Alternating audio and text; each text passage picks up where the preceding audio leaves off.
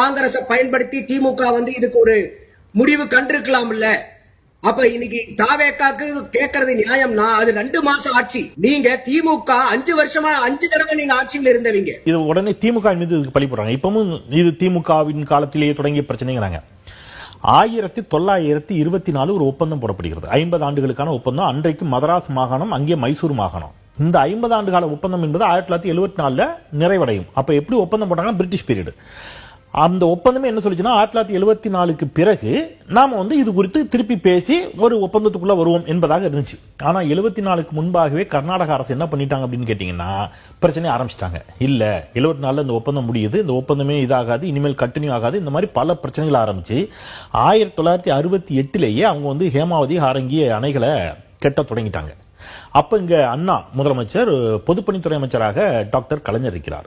இந்த பிரச்சனையை அன்றைக்கு இருந்த மத்திய அரசு சொல்றாங்க. இங்கிருந்து அன்றைக்கு பொதுப்பணித்துறை அமைச்சராக இருந்த முத்தமிழர் டாக்டர் கலைஞர், சட்ட அமைச்சர் மாதவன் ஆகியோர் எங்க போறாங்க? டெல்லிக்கு போறாங்க.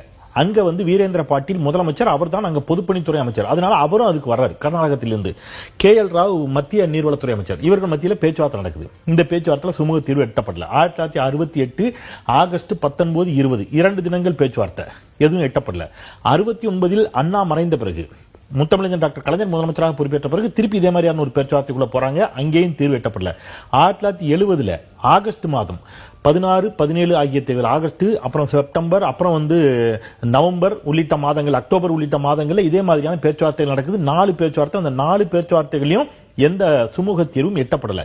இந்த தீர்வுகள்லாம் எட்டப்படாத ஒரு சூழலை தான் இந்த அன்றைக்கு இருந்த திமுக அரசு என்ன பண்றாங்க அப்படின்னா, ஒரு தீர்ப்பாயத்தை நம்ம அமைப்போம் அப்படின்னு சொல்லி 1971 ஜூலை மாதம் 8ஆம் தேதி காவிரி பிரச்சனைக்கு ஒரு நடுவர் மன்றம் அமைக்கணும்னு சொல்லி சட்டப்பேரவையில அனைத்து கட்சிகளையும் வைத்து ஒரு தீர்மானம் நிறைவேற்றப்படுகிறது. அந்த நடுவர் மன்றத்துடைய இறுதி தீர்ப்பு தான் இப்போ வரைக்கும் நமக்கு கை கொடுக்குது.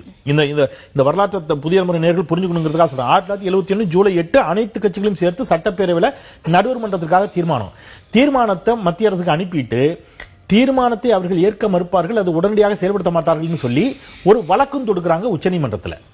அந்த வழக்கு என்ன வழக்குன்னா, நீங்க நடுவர் மன்றத்தை அமைக்கணும், உடனடியாக ஒன்றிய அரசுக்கு உத்தரவிடுங்கன்னு சொல்லி ஒரு வழக்கு.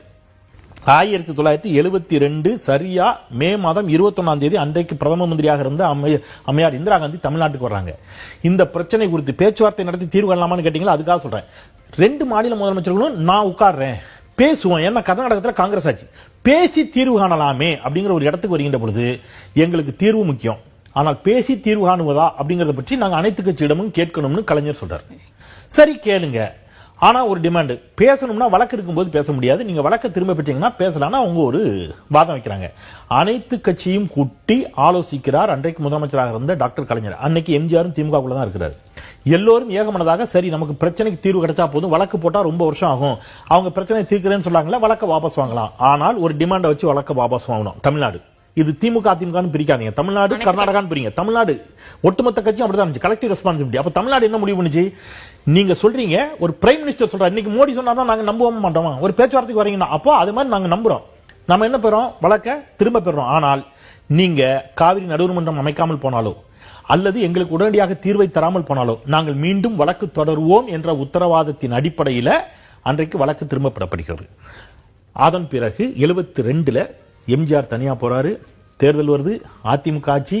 13 ஆண்டுகளாக அதன் மீது எந்த நடவடிக்கையும் எடுக்கல, யாரும் அதை பத்தி கேட்கவும் இல்லை, அது போச்சு. திருப்பி எம்ஜிஆருக்கு பிறகு 89 கலைஞர் முதலமைச்சரான பிறகு, 89 எம்ஜிஆர் மறைவிற்கு பிறகு கலைஞர் முதலமைச்சரான பிறகு சரியாக ஜூன் மாதம் 2ஆம் தேதி 1990 அங்கே VP சிங் பிரதமராக இருந்தபோது காவிரி நடுவர் மன்றம் அமைக்கப்படுது. எத்தனை வருட போராட்டம் பாருங்க. இந்த 13 ஆண்டுகள் அதிமுக ஆட்சி எல்லாரும் விட்டுறாங்க.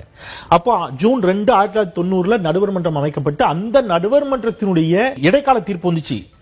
அதன் பிறகு இறுதி தீர்ப்பு வந்துச்சு. அந்த இறுதி தீர்ப்புக்கு எதிராக சுப்ரீம் கோர்ட்டுக்கு போனாங்க. சுப்ரீம் கோர்ட்ல ஒரு ஃபைனல் வெர்டிக்ட் வந்துச்சு. இந்த ஃபைனல் வெர்டிக்ட் தமிழ்நாட்டிற்கு நீதியை கொடுத்த ஒரு வெர்டிக்ட். இதில் நமக்கு துரோகம் இழைத்தது யார் அப்படின்னு கேட்டீங்கன்னா பாஜக, மோடி அப்படின்னு நான் ஒரு ஆதாரத்தை இங்க இருந்து எடுத்து வைக்கிறேன். ஏன்னா அந்த ஃபைனல் வெர்டிக்ட்ல சொல்லியிருந்த வார்த்தைகள் என்னங்கறத நான் சொல்லிடுறேன். ஃபைனல் வெர்டிக்ட் ரொம்ப தெளிவா சொல்லுது, காவிரி வாட்டர் மேனேஜ்மெண்ட் போர்டு அமைக்கணும்னு சொல்லி. இது வந்து காவிரி நடுவர்மன்ற தீர்ப்பு இறுதி தீர்ப்புல சொல்லப்பட்டதை சுப்ரீம் கோர்ட்டோட ஃபைனல் வெர்டிக்ட் உறுதிப்படுத்துறாங்க. அவங்க தெளிவா சொல்றாங்க காவிரி வாட்டர் மேனேஜ்மெண்ட் போர்டு அது எப்படி இருக்கணும்னு பிராக்கெட்ல போடுறாங்க. பக்ரா பயஸ் மேனேஜ்மெண்ட் போர்டு மாதிரி இருக்கணும் ஒரு உதாரணத்தை சொல்லிட்டு to modify the composition of the board to a mixture of administrative and technical body and not purely a technical body. ரொம்ப தெளிவா சொல்றாங்க. அட்மினிஸ்ட்ரேட்டிவும் இருக்கணும், டெக்னிக்கல் பாடியாவும் இருக்கணும். வெறும் டெக்னிக்கல் பாடியா மட்டும் இருக்கக்கூடாதுன்னு உச்சநீதிமன்றம் மிக தெளிவா தீர்ப்பு கொடுத்து எந்த மாதிரி இருக்கணும் மெக்கானிசம் ஸ்கீம்னு போட்டு அந்த ஸ்கீம்னா என்னன்னு பிராக்கெட்ல போடுறாங்க. பாஜக ஸ்கீமுக்கு எங்களுக்கு அர்த்தம் தெரியலன்னு சுப்ரீம் கோர்ட்ல போய் நின்னாங்க.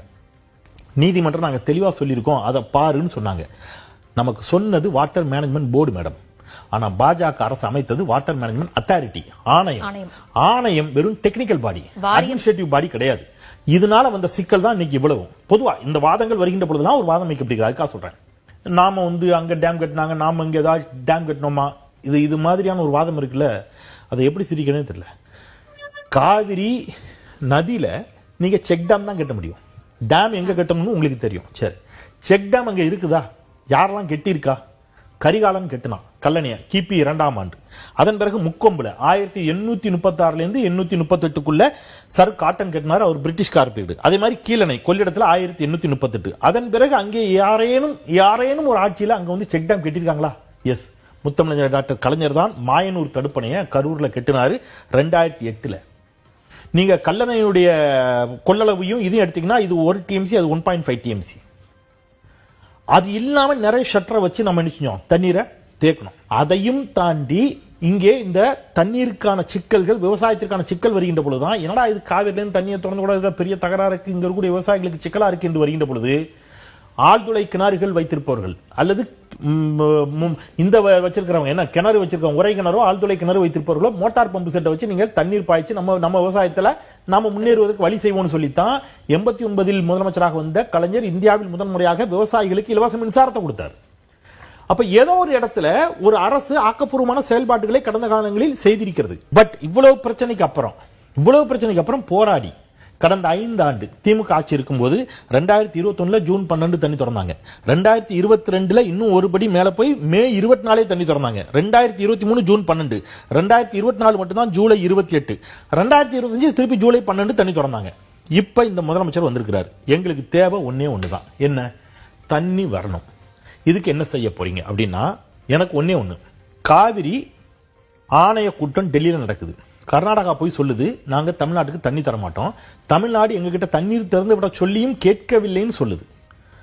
கர்நாடக அரசை நான் கண்டிக்கிறேன் அப்படின்னு ஒரே ஒரு வார்த்தை என்னுடைய முதலமைச்சரிடம் இருந்து, எனக்கு அவர்தான் முதலமைச்சர், வரணும்னு நான் எதிர்பார்க்கிறேன். நீங்க சொல்ல தயங்குகிறீர்கள். ஏன் தயங்குகிறீர்கள்? ஜனநாயகன் திரைப்படம் கர்நாடகத்தில் ஓட வேண்டும் என்பதற்காகவா அப்படிங்கறத நாட்டு மக்கள் சார்பாக நான் அறிய விரும்புகிறேன். ஏன் ஆகஸ்ட் 3ஆம் தேதி அவர் என்னைக்குங்க போறாரு? என்னைக்கு போறாரு? ஆகஸ்ட் 3. ஏன் ஆகஸ்ட் 3 போறாருன்னு தெரியுமா உங்களுக்கு? எங்களுக்குலாம் ஏற்கனவே காது குத்தியாச்சு மேடம். எத்தனை நாள் தமிழ்நாட்டு மக்களை ஏமாத்துவீங்க? ஆகஸ்ட் 3 ஆடிப்பெருக்கு. ஆடிப்பெருக்கு அன்று காவிரியில கண்டிப்பா எல்லாரும் மக்கள் போய் நிப்பாங்க. அவர்களுடைய மத வழிபாடுகள், மத சடங்குகள் எல்லாத்துக்கும் ஆடிப்பெருக்கு அன்னைக்கு காவிரி டெல்டாவே ஜேஜேன்னு இருக்கும். எல்லாம் அங்க போவாங்க. அங்க காவிரி வறண்டு கிடக்கு. ஒரு வருஷம் கூட இப்படி ஆனதில்லை. காவிரி பெருக்கு அன்னைக்கு கண்டிப்பா தண்ணி இருக்கும் காவிரியில. இப்ப அன்னைக்கு மக்கள் இந்த தமிழ்நாடு அரசுக்கு எதிராக திரும்பி விடக்கூடாது அப்படிங்கிறதுக்காக காவிரி ஆடிப்பெருக்கு அன்னைக்கு தமிழ்நாட்டில் காவிரியில மக்கள் தண்ணி இல்லைங்கிற செய்தி வந்து விடக்கூடாது. இப்ப ஊடகங்கள்ல எது பிரேக்கிங் நியூஸ் ஆகும்? முதலமைச்சர் கர்நாடகா சென்றது பிரேக்கிங் நியூஸ் ஆகும். அதுக்காக போறாரு.